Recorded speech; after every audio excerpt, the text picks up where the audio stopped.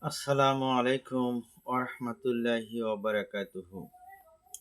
আলহামদুলিল্লাহ আলহামদুলিল্লাহি নাহমাদুহু ওয়া নাস্তাঈনুহু ওয়া নাস্তাগফিরুহু ওয়া নু'মিনু বিহি ওয়া নাতাওয়াক্কালু আলাইহি ওয়া নাউযু বিল্লাহি মিন শুরুরি আনফুসিনা ওয়া মিন সাইয়্যাতি আমালিনা। من يهده الله فلا مضل له ومن يضلل فلا هادي له ونشهد أن لا إله إلا الله وحده لا شريك له ونشهد أن سيدنا وسندنا وحبيبنا ومولانا محمدا عبده ورسوله الذي أرسله بالحق بشيرا ونذيرا وداعيا إلى الله بإذنه وسراجا منيرا. فقد قال الله تعالى في كلامه المجيد وفرقانه الحميد: أعوذ بالله من الشيطان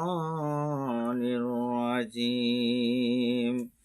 بسم الله الرحمن الرحيم. إن الله وملائكته يصلون على النبي يا أيها الذين آمنوا صلوا عليه وسلموا تسليما. صلى الله على محمد صلى الله عليه وسلم. মানবতার বন্ধু তিনি রাহমাতাল লিল আলামিন, তাই তো শুকর গুজার করি মোরা। কলুমুকল কাঁদেন সেদিন সাল্লাল্লাহু আলা মুহাম্মদ সাল্লাল্লাহু আলাইহি ওয়াসাল্লাম। দয়াল নবী প্রেমের ছবি আর বেলা জগতে হায়রে। দয়াল নবী প্রেমের ছবি আর বেলা জগতে।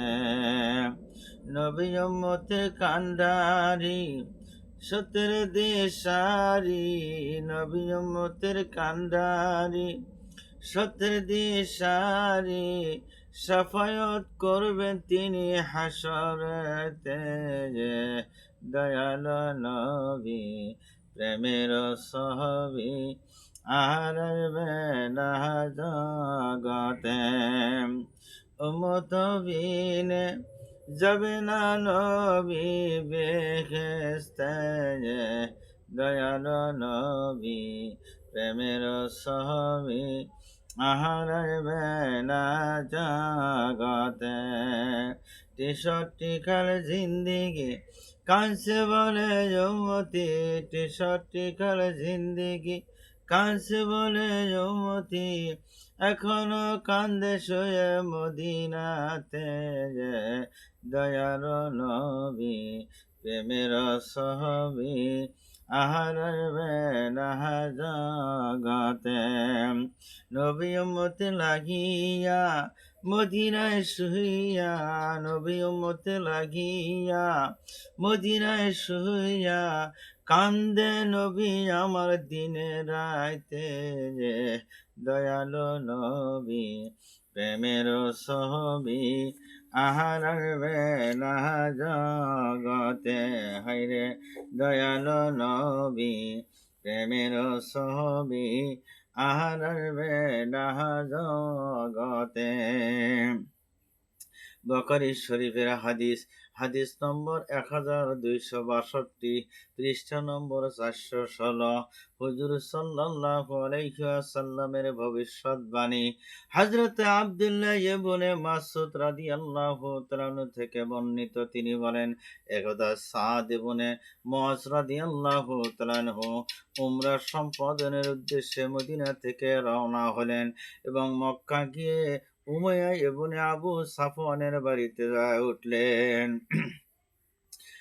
আর উমাইয়া যখন ব্যবসা করতে সিরিয়াতে যেতেন, তখন সে মাঝে মধ্যে মদিনার সাদের বাড়িতে উঠতেন। সাদ রাদিয়াল্লাহু তাআলা আনহু হযরত উমাইয়ার নিকট সম্পাদনের মালামালের কথা প্রকাশ করল। উমাইয়া সাদকে বললে, অপেক্ষা করো, অপেক্ষা করো, আমরা অবশ্যই দুপুর যখন হয়ে যাবে, দুপুর বেলায় লোকেরা নিজেরা কাজকর্মে যখন ব্যস্ত থাকবে, তখন আমরা কাবা ঘর তওয়াফ করার জন্য যাব। সুবহানাল্লাহ। তারপর যখন দুপুর হয়ে গেল, সাদ রাদিয়াল্লাহু তাআলা আনহু তখন কাবা ঘর তওয়াফ করতে লাগলেন।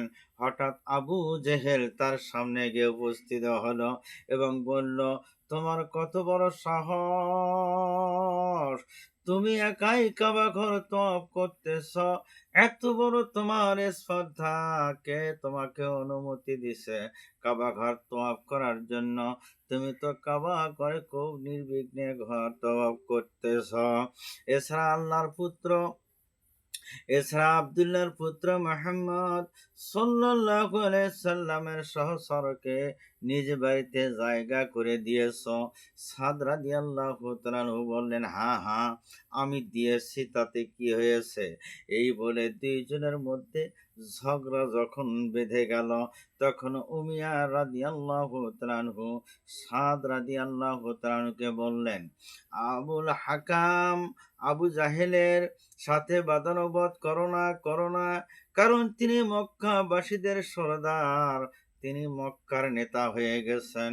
তারপর সাদ রাদিয়াল্লাহু তাআলা আনহু আবু জাহেলকে লক্ষ্য করে বললেন, তুমি যদি কাবা ঘরে তওয়াফ করতে আমাকে বাধা দাও, তবে আল্লাহর কসম করে বলি, আমি সিরিয়া তোমার ব্যবসার পথ বন্ধ করে দেব। এত বড় ভাবে তখন আবু জাহেলকে হুমকি দেওয়া হলো। কিসব দেওয়া হলো? যে সে কাবা ঘর তওয়াফ করতে দিচ্ছে না। আবু জাহেল এইরকম বেয়াদব। আব্দুল্লাহ ইবনে মাসুদ বলেন, উমাইয়া সাদকে কাবা বারবার বললে উচ্চ স্বরে কথা বলো না, যা তখন বলল উচ্চ স্বরে কথা বলো না, এবং তাকে বাধা দিতে লাগলো। সাদ রাগ হয়ে উমাইয়াকে বললেন, এবার ছাড়ো তোমার কথা, এবার ছাড়ো তোমার কথা, দেখি আমি তাওয়াফ ঘর কাবা ঘর তাওয়াফ করব। আমি নবী করিম সাল্লাল্লাহু আলাইহি সাল্লামকে নিশ্চিন্তভাবে বলতে শুনেছি, তিনি আমার ও তোমার হত্যাকারী হবে। উমাইয়া বললেন, আমার হত্যাকারী? সাদ বললেন, হ্যাঁ, আল্লাহ রাসূল সাল্লাল্লাহু আলাইহি সাল্লাম কখনো মিথ্যা কথা বলে না। তারপর উমাইয়া বাড়ি গিয়ে তার স্ত্রীকে বললেন, স্ত্রী গো, তুমি কি জানো, শুনেছ? সে বলল, কি? আমার ভাই নাকি আমার হত্যাকারী হবে? কে বলেছে? হুজুর সাল্লাল্লাহু আলাইহি সাল্লাম বলেছেন। স্ত্রী বলল, আল্লাহর নবী কখনো মিথ্যা কথা বলে না। এবার আব্দুল্লাহ ইবনে মাসউদ রাদিয়াল্লাহু তাআলা যখন মক্কার কাফেররা বদর যুদ্ধে রওনা হলেন, বদর যুদ্ধে প্রস্তুতি নিতে লাগলো এবং বদর যুদ্ধের ঘোষণা যখন হয়ে গেল, তখন উমাইয়ার স্ত্রী বলল, তোমার মদিনার ভাইটির কথা কি তোমার স্মরণ আছে? সে যুদ্ধে যাবে না বলে মন স্থির করলো। এবার মক্কার নেতা আবু জাহেলের বলল, তুমি যুদ্ধে কেন যাবে না? যেতেই হবে। আবু জাহেল মক্কার নেতা, তিনি বললেন, মুহাম্মদ সাল্লাল্লাহু আলাইহি সাল্লামের বিরুদ্ধে তোমাকে যেতেই হবে যুদ্ধ করার জন্য, আমার সাথে চলুন। তারপর সে আবু জাহেলের সাথে চলল, যুদ্ধে অংশগ্রহণ করলো। একদিকে কাফের মক্কাবাসী আবু জাহেলের দল, আর এক দল হলো মদিনাবাসী হযরত মুহাম্মদ সাল্লাল্লাহু আলাইহি সাল্লামের ইসলামী দল। বেজে গেল যুদ্ধের দামামা। এবার উমাইয়ার সামনে তরবারি নিয়ে দাঁড়িয়ে গেল তার আপন ভাই সাদ রাদিয়াল্লাহু। সাদ তরবারি উঁচু করে উমাইয়ার মাথা লক্ষ্য করে এমন জোরে আঘাত করলো, আবু জাহেলের সামনে তার মাথা থেকে মস্তক আলাদা হয়ে গেল। আবু জাহেল ভয়ে সেখান থেকে পালাইতে লাগলো। ইসলাম বিজয় হয়ে গেল, পতাকা উত্তোলন যখন হয়ে গেল, সামনের দিকে আগানো শুরু হয়ে গেল। এবার আবু জাহেলের লোকজন নিয়ে পিছু পিছু এবার রওনা করলো, পিছু হটে গেল। তার লক্ষ্য মোহাম্মদ সাল্লাল্লাহু আলাইহি সাল্লামকে দুনিয়া থেকে বিদায় করে দিবে বলে তারা ঠিক করলো। হুজুর সেদিনের মতো ফিরে এলেন। বদরের যুদ্ধ পরের দিন আবার শুরু হলো, আবার সংগঠিত হবে। বিরাট লম্বা কাহিনী সংক্ষেপ করে আমার ভাইয়েরা, হাদিস বকরি শরীফ হাদিস নম্বর 1266, পৃষ্ঠা নম্বর 418, হযরত আবু বকর সিদ্দিক রাদিয়াল্লাহু তাআলার মর্যাদা।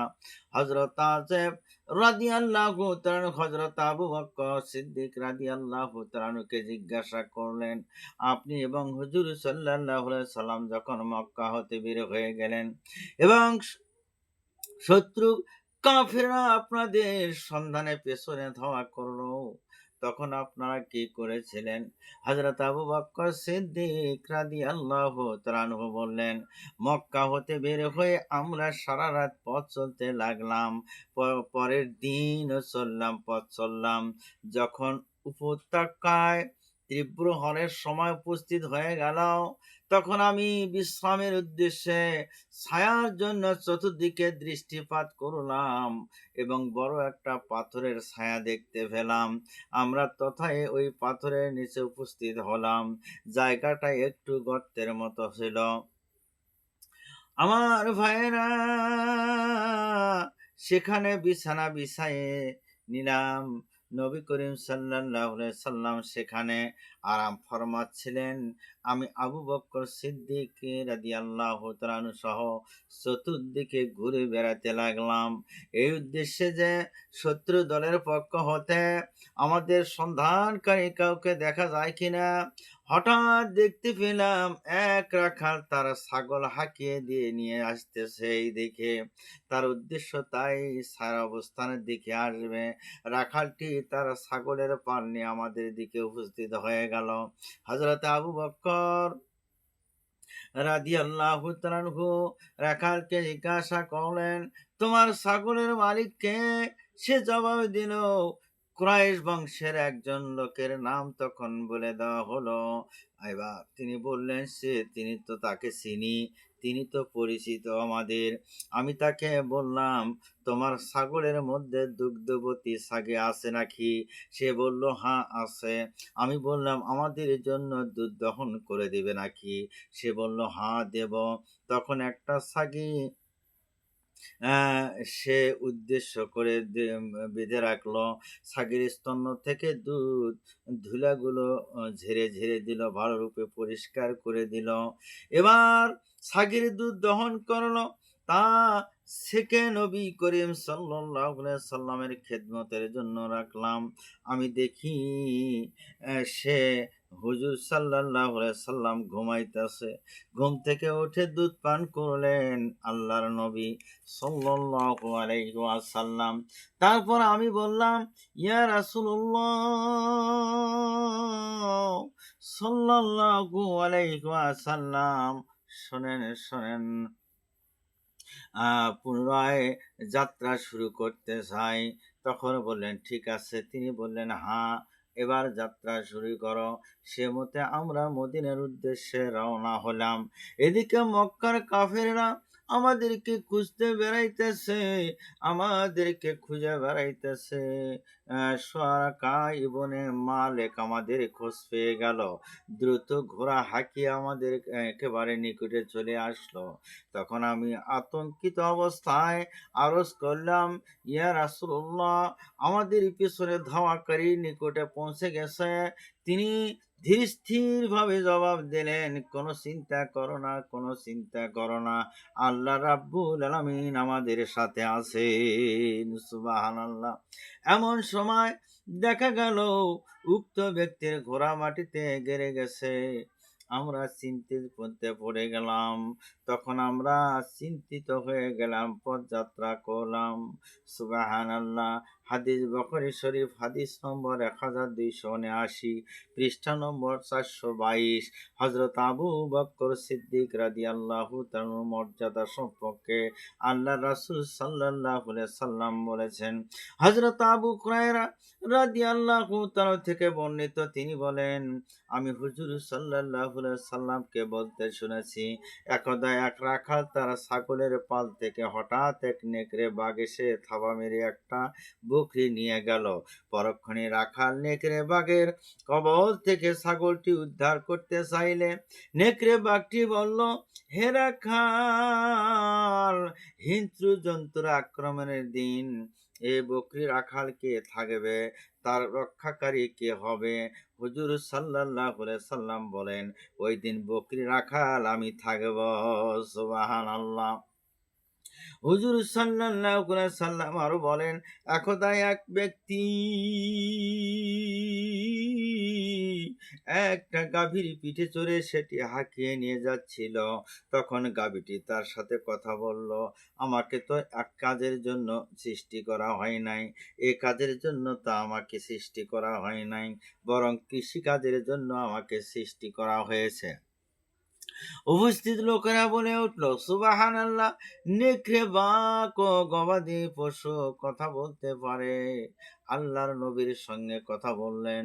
নবী করিম সাল্লাল্লাহু আলাইহি সাল্লাম বললেন, আমি আবু বকর ও ওমর ইবনে খাত্তাবের বিষয়ে বিশ্বাস স্থাপন করার জন্য আমি তাদের সঙ্গে কথা বললাম। সুবহানাল্লাহ। হাদিস বুখারী শরীফ, হাদিস নম্বর 1281, পৃষ্ঠা নম্বর 423। জান্নাতের সব দরজা থেকে যাকে ডাকা শুরু করবে, আমার বন্ধুগণ, হযরত আবু হুরায়রা রাদিয়াল্লাহু তাআলা থেকে বর্ণিত, তিনি বলেন, আমি রাসূল সাল্লাল্লাহু আলাইহি সাল্লামকে বলতে শুনেছি, যে ব্যক্তি বস্তুর কাপড় জামা আল্লাহর পথে দান করে তাকে জান্নাতের দরজার সমূহ থেকে এই বলে আহ্বান করা হবে, হে আল্লাহর বান্দা, এখানে কল্যাণ, এটাই উত্তম স্থান, আসো আসো, আমার দরজা দিয়ে বেহেশতে প্রবেশ করো। যে ব্যক্তি নামাজি হবে তাকে নামাজের দরজা দিয়ে ডাকা হবে জান্নাতের দিকে। যে ব্যক্তি মুজাহিদ হবে তাকে জিহাদের দরজা দিয়ে ডাকা হবে জান্নাতের দরজা দিয়ে, ওই দরজা দিয়ে ডাকা হবে। যে ব্যক্তি সদগাকারী হবে তাকে সদগার দরজা দিয়ে জান্নাতে প্রবেশ করানো হবে। যে ব্যক্তি রোজাদার হবে গো, তাকে রোজার দরজা দিয়ে জান্নাতে ডাকা হবে। যখন আবু বকর সিদ্দিক রাদিয়াল্লাহু তাআলা আনহু বলেন, ওই ব্যক্তি কোন অসুবিধার হবে না, যে ব্যক্তি সবগুলো দরজা দিয়ে ডাকা হবে। হুজুর সাল্লাল্লাহু আলাইহি সাল্লাম বলেন, সে যে কোনো দরজা দিয়ে প্রবেশ করতে পারবে। সুবহানাল্লাহ। হযরত আবু বকর বলেন, হুজুর,